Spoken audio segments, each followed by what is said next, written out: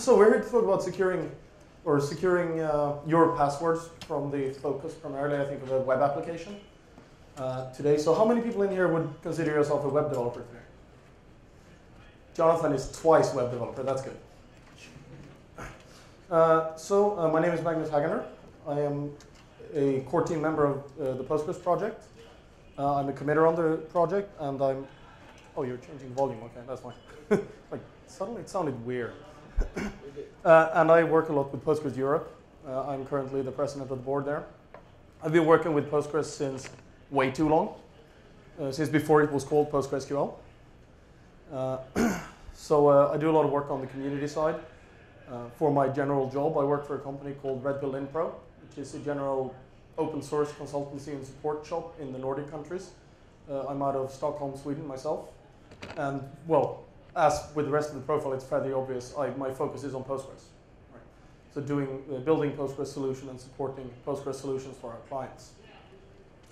So what is this talk about? Well, as we all know, in today's world, we collect more and more data. We collect more and more data about our clients, about our users, about our clients' clients, and all of these things. But what I'm going to focus on here is just the part that everybody collects. There are a few things that pretty much every single web application will be collecting, and it's actually quite valuable, and almost nobody actually gives a crap about protecting it.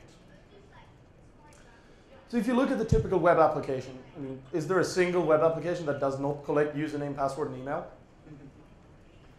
There probably is, but not very many of them. So when we have a web application like this, what typically happens?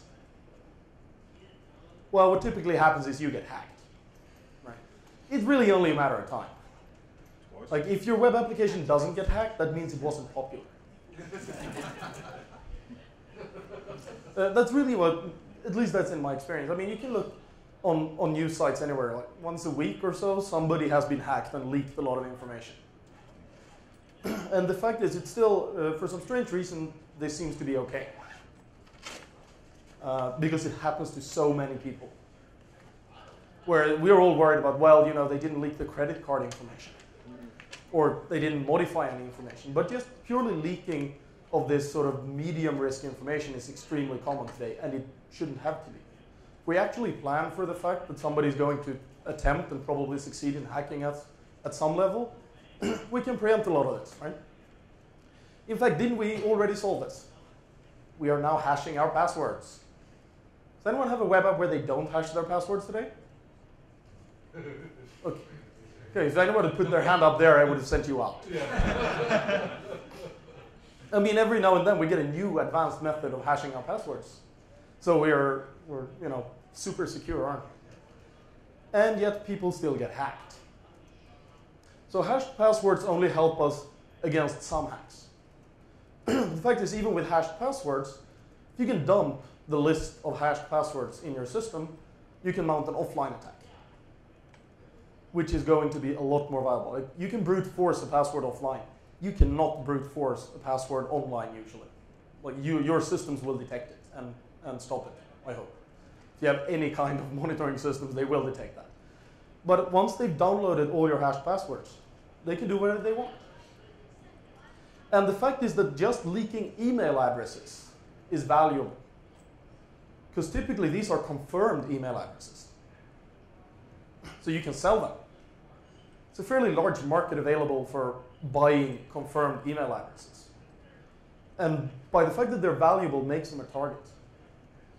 I'm sure you will at some point see somebody attempt to hack your system just to get the list of confirmed email addresses or password hashes, and not actually caring about the rest of the system. Because there is a value to it. And as long as it's cheap enough to hack you, there's a value proposition that someone can make money off that. So the fact is that we can pretty easily do things about this. First of all, there's no need to ever have the possibility of doing a bulk download of these things. The fact that this is available on almost every website is just a design problem. It's not a hard problem to fix.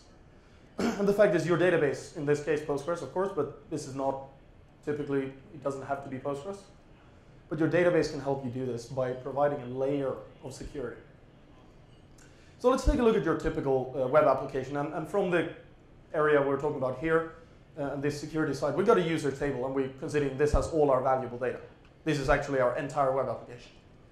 It has users, password, and email hashes, and somebody wants them. And it'll look something like this. I mean, if this one is user ID, password, and email, again, go home, start over. At least hash the passwords. That's the start, right? And you've probably got a bunch more fields on this, and then you have a bunch of other tables and all this stuff. But if we focus on this area, we have the user ID, we have the hash, and we have the email. And then someone puts a nice little SQL injection attack on your site, and they do select star from users. And now they have all this data. They have all your hashed passwords. They can mount an offline attack. They have all your email addresses.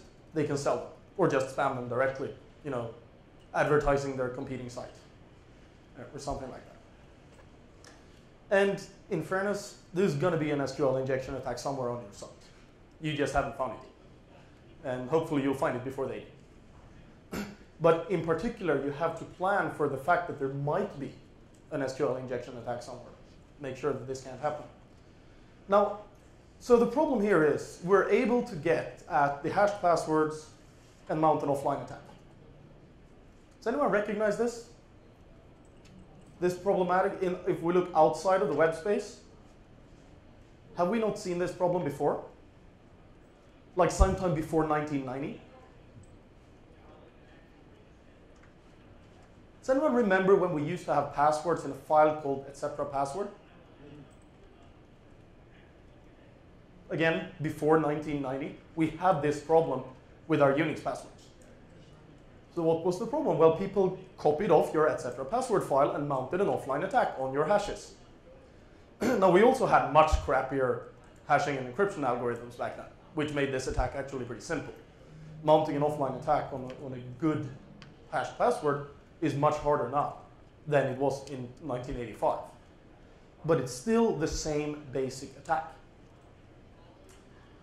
So how did we solve this in the 90s? Does anyone remember what we did? Exactly, we implemented something called shadow passwords.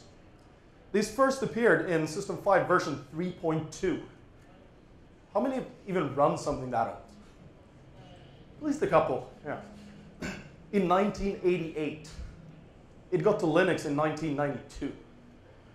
And why are we still repeating this mistake? We're doing exactly the same thing, except with a stronger hash. And we're also now exposing it to the network so that there are more potential attackers. And we can actually build something, and it's fairly simple to build something inside of Postgres that works just like shadow passwords does. Because shadow passwords is based on basically on the fact we can consider our etc password file to be just a view, which contains limited information about our users. It's still there, so that all the tools that we've had that looks in etc password to find your list of users, because they need to be able to set permissions or something, they still work. It's only the tools that look at the hashed passwords that need to be updated to actually see the shadow file, which we then protect. This is very similar to views in Postgres, or in any database. And then we use something called a setuid binary for the things that actually need to read these passwords, like the login binary. Only binaries that are running as root or are setuid to root can read the password field. Now, surprisingly enough, we have this in Postgres too. It's called security definer functions. So we can actually do exactly this. So let's see an example of how we're doing this. So let's first say this is the problem, right? This is the part that I should not be allowed to do. This is my user ID, password, hash, and email table, right from my laptop this morning.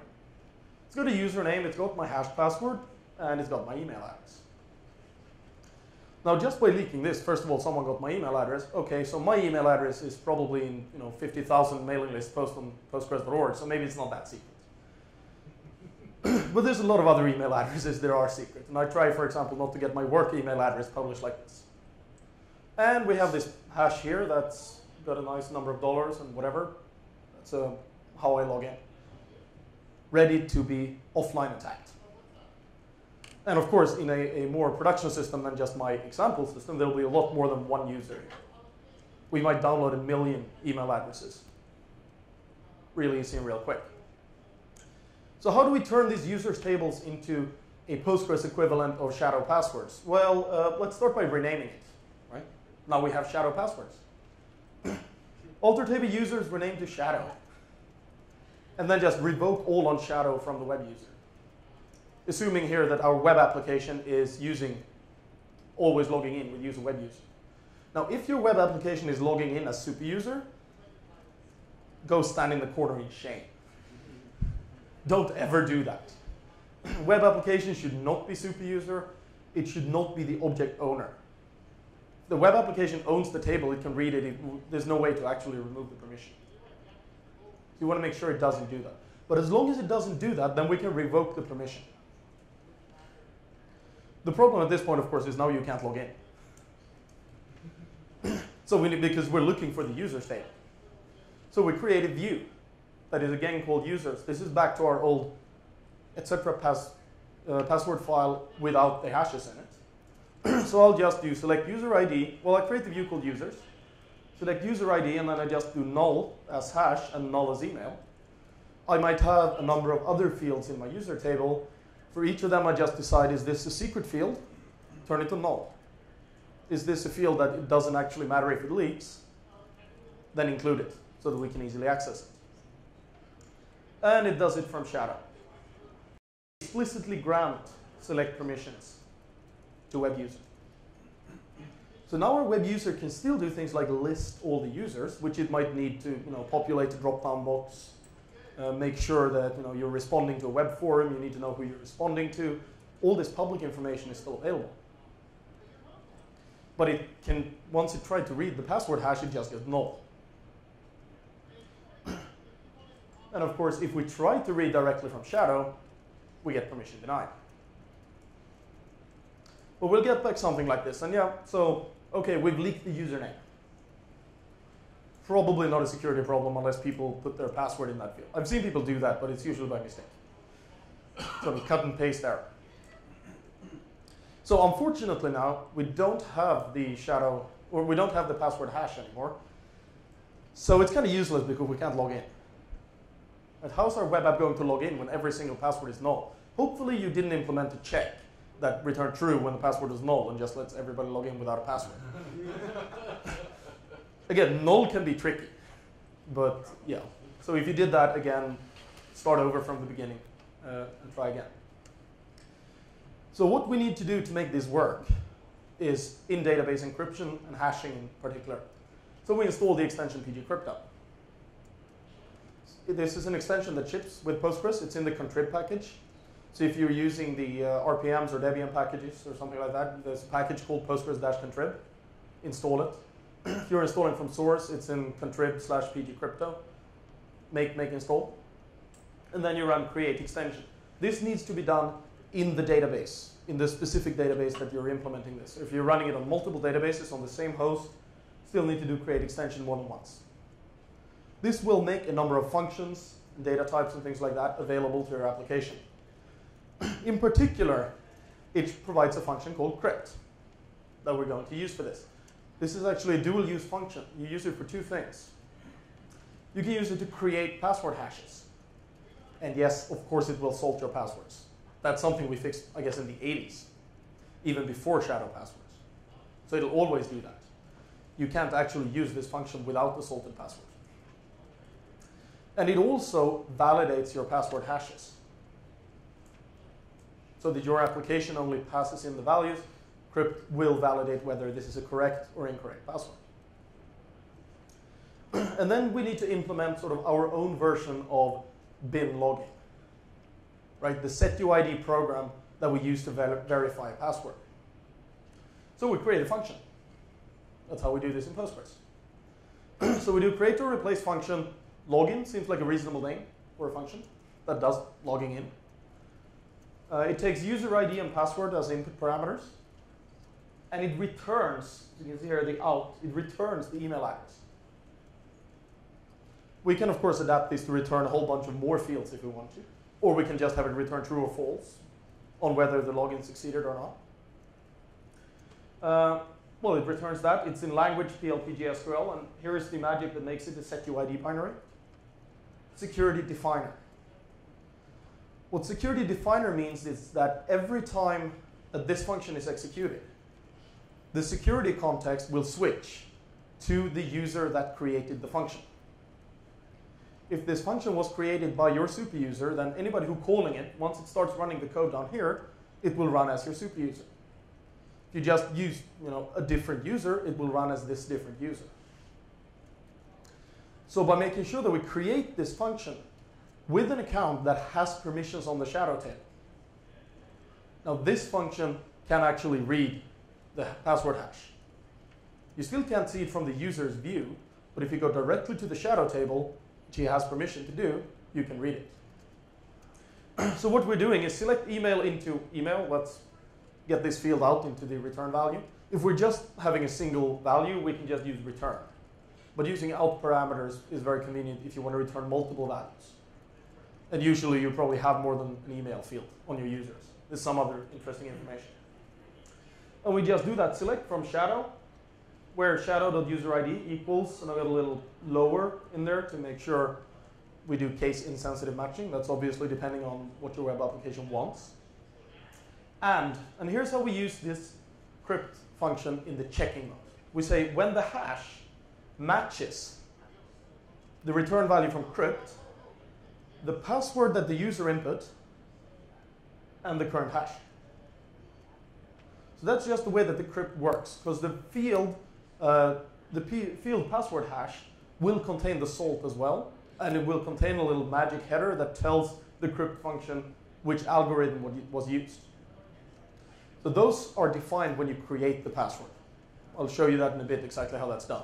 Is that what you're about to ask? No. So the only question is like the user that defines this procedure. Typically, root has the access. You don't want to use root to do this. Like, what's the typical suggestion given? You create a special user which has a... You can create a special user. What I quite often have is there is a single user that owns all the tables in the web app. That user creates this, and then the application runs with a different user. Right, but then the application owner typically doesn't also have access to the shadow password cache, right? You'll make sure that he has access, that the owner of this function needs to have access to the shadow function, shadow table. Otherwise, it doesn't work. So this one will simply, if the password matches, this will return the email address, and if it doesn't match, it will return null, because there's nothing left. So the way we can test this is to just say, select star from login, username, and random password, I get null back. If I input the correct password, I get the email address back, which I just realized that I have a different email address there, and then I put in, I've been working on 2 different sample databases. But, so that's the simple way you do that. And then, of course, you need to adapt your web application to, instead of selecting back and verifying the hash itself, it just calls this login function and reads the parameters back. Of course, we then need a similar function for being able to modify the password, because you can't do an update on the users table, because there's no password there.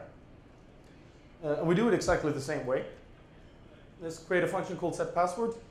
Takes the user ID and the text, returns void, again, security definer. Switches security context to run as the user that owns the function, and then just update shadow, set the hash. And here's how we use the crypt function in the password generation fashion. We tell it, here's the user password that was inputted, and we use gen_salt, which is another function from pgcrypto that, well, no shit, it generates a salt. But it takes as a parameter which encryption algorithm to use. So when we use gen_salt_bf, that means you get a blowfish algorithm.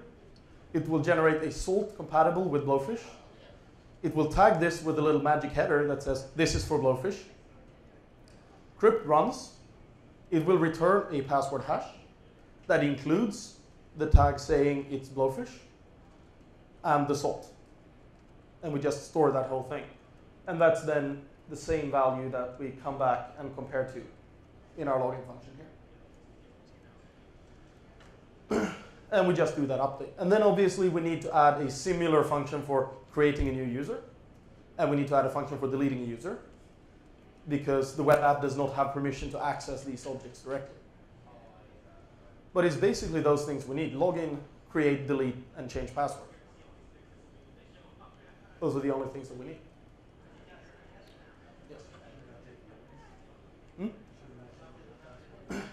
Depends on your implementation. You could have this one take the old password. You could just have your application first run login and then set password. But yeah, of course, at all points, unless it's an administrator running a password reset, yeah, you should verify that the user actually had the old password. So this solves a number of problems. You can no longer get the bulk information link. I mean, yeah, you can still have bugs. And of course, it's no guarantee you will not get the bulk information link. But the likelihood is much smaller, because you need to hack through this system, and you cannot access the table directly. You can only get the information even about a single user if you already have the password. And if you have the user's password, you probably don't need to protect the user from his own information. If you do, you need to apply some other solution. It doesn't solve that problem. You can do a selective protection on certain attributes. Some things are fine that everybody can see. Other things are hidden, like the email address and like the password hash. You can do this on a per attribute level. And you do this while maintaining database modeling properties. The table at the bottom still exists. You can still have foreign keys from all your other tables linking in the user record. They will still work. You don't need to make any changes to those. Of course, we create some problems as well. In particular, your security definer problem is now a point of attack. Like if you want to hack a Unix system, hacking a setuid binary is your best target, because you get to be root. Well, hacking your security definer function is the best way to attack your database now. So you need to be careful when you write these. I have seen security definer functions with SQL injection attacks in them. So you just have to layer 2 SQL injection attacks on top of each other. One of them to break into the system, and then the actual injection happens inside of your SQL function. So you need to be careful. All know the classic, don't concatenate strings to form your SQL. Well, don't do that inside your security definer function either, because it's a security target now. So applying this, obviously, you need to go around a couple of things. You need to break a few rules. Typically, the administration interface of your web app will break, and then you have to fix it. But many of those are relying on the fact that they can read and write this user table freely. But as long as you change that, this is actually very simple to implement in most even existing applications with just minor changes. It doesn't guarantee you security, but it significantly raises the bar for what we can do. And I think I'm over by about as much as I was late, so I'm going to call it here. And someone just waved me off through the door there. So I think we all need to go to the closing session. So thank you for showing up. If you have any further questions, I think I'll just say feel free to approach me afterwards, and I'll let the rest of you go. Thank you.